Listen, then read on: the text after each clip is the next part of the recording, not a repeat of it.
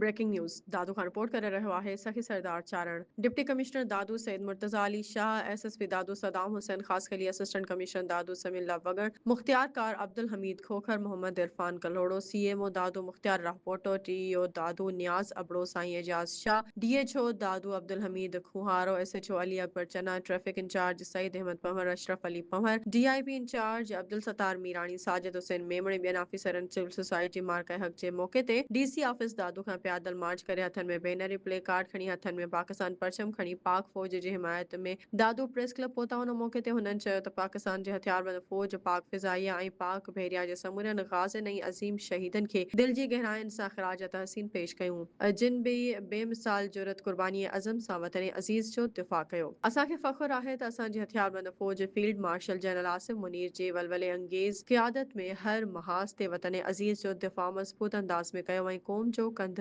फ़ख्र सां बुलंद कयो पाकिस्तानी क़ौम पंहिंजे बहादुर फ़ौज सां मुकमल यकजहतीअ सां गॾु बीठल आहे उहा इतिहाद असांजी असल ताक़त आहे जेका असांखे हर चैलेंज में सरख़ुरो करे थी पंहिंजे हथियारबंद फ़ौज जो एहतराम ऐं उन्हनि सां गॾु बीहण असां सभिनी जे क़ौमी ऐं अख़लाक़ी ज़िमेवारी आहे